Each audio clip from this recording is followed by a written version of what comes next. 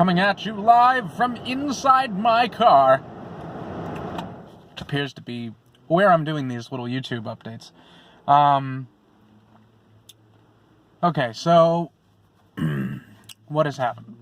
We've had, let's see, Sonic the Hedgehog got a new trailer with a new design. It seems to have just lifted the exact design from all of the video games. And I know people were upset about the look of him in the initial trailer. And I get it. But I also think that because of the backlash, it's a double-edged sword, you know, because there's this huge backlash and it's hyperbolic and very extreme. But it also sort of, like, the reaction that the studio has to it is just try to appease everybody because they want that money. But I also think that there was room to maybe explore things a little bit. And because of how vocal the fan community is, and, you know, it's great that we all get to interact with what's going on in Hollywood. We can ask directors questions on Twitter, and some of them even respond. I'm thinking about James Gunn. I feel like James Gunn nonstop talks to fans. Zack Snyder. Some really... It's an interesting time. But the double-edged sword of it is that when, like, now backlash can be so immediate that studios do have time to course correct. And I agree with a lot of the criticisms of that Sonic, you know, redesign for the movie. I also kind of feel like, you know, if you're...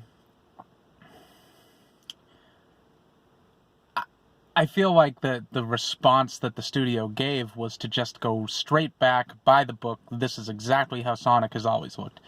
And I almost am like, you know, it's tough because you feel like they kind of got stifled, you know, and that any attempt to do something new or change things could, you know, get taken away simply because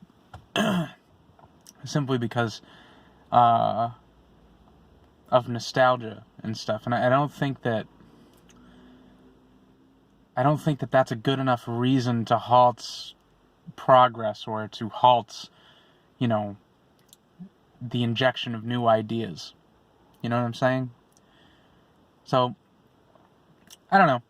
Overall, I think it's a good move, but you know,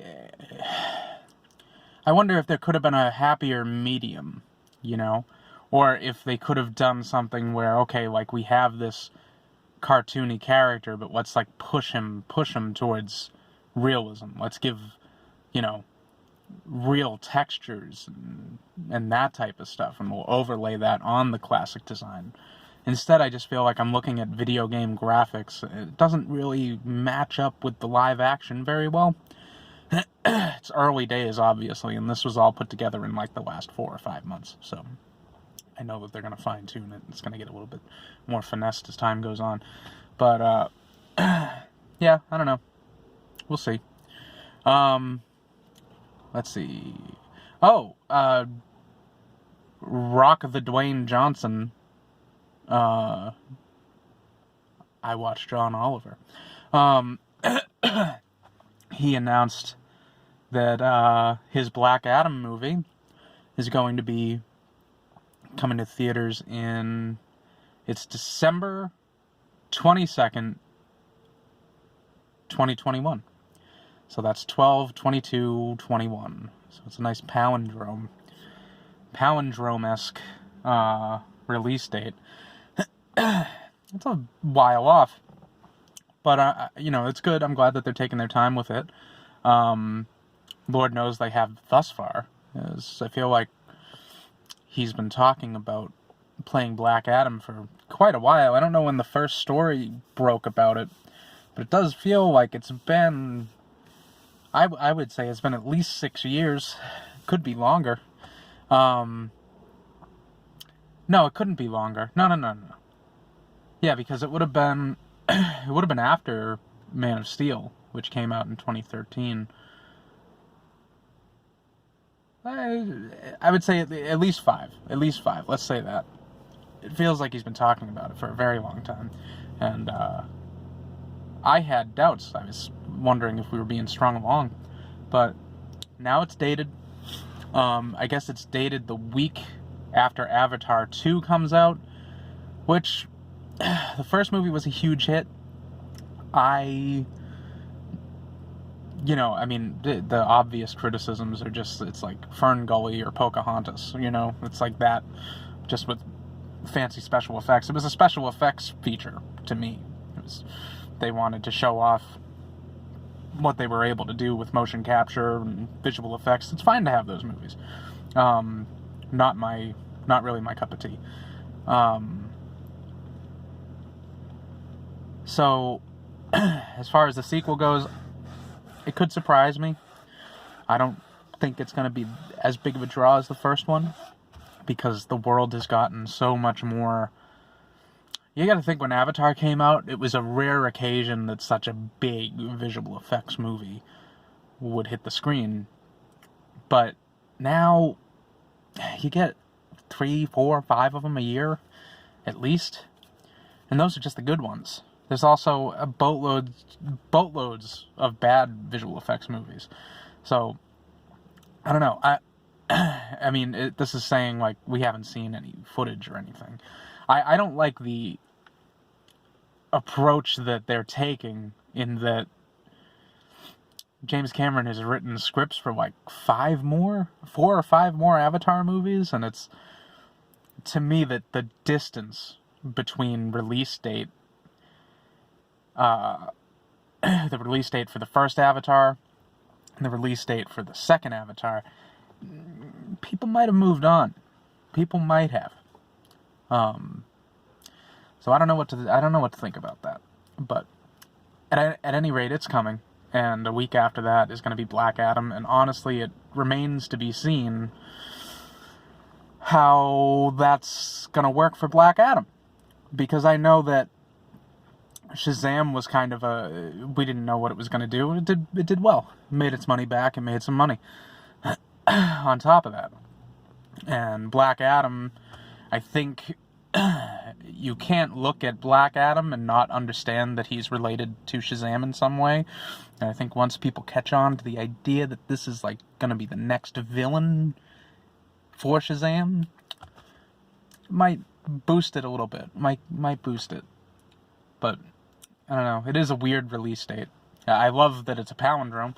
I hate where it's placed. Very, very strange to me. And the last one, so we talked about Colin Farrell and Andy Serkis being rumored for the Batman, and now we have it officially confirmed. Now it's happening. At least one half of that story is happening. Andy Serkis is indeed Alfred, and Matt Reeves is the Batman, which that's fine casting. I can totally see it. It didn't dawn on me when we were hearing rumors of Serkis being involved. It didn't dawn on me that he would be a great Alfred, but he really would be. And I'm trying to like see Robert Pattinson and Andy Serkis together, and they look pretty good together. That seems right. Yeah, the age difference is good.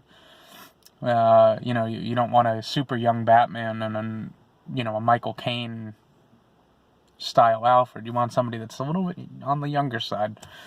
Andy Serkis has a lot of heart, man, and I'm sure he's going to do some great things with that role. It still remains to be seen whether Colin Farrell is going to play the Penguin or not, but I just went to the movies the other night to see Dr. Sleep for the second time.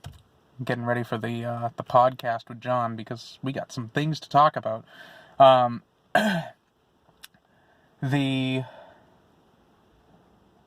on the front of this showing of Dr. Sleep, I saw a trailer for the new Guy Ritchie movie called The Gentleman, Colin Farrell's in that, and my God, he really does look like Bob Hoskins. I never would have come to that before, and I don't think when he was younger it would have ever occurred to me at all. But, man, does he look like Bob Hoskins. He's got, like, a big beard in it. And, you know, it's just making me think. You know. Bob Hoskins, unfortunately, exited this world before he ever got a chance to play the character he was born to play, in my opinion. So, this is like the next best thing, closest thing. We're still waiting on that gift confirmation from Matt Reeves. So, it remains to be seen. But I'm pulling for him. I really think I would be okay with a Colin Farrell Penguin. I'd be interested to see how they shoot him, and how they,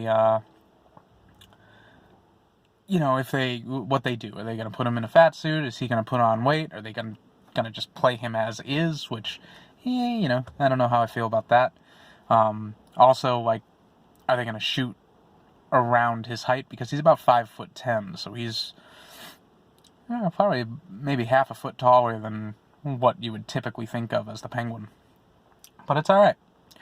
I mean, Hugh Jackman was extremely tall for what Wolverine should be, and,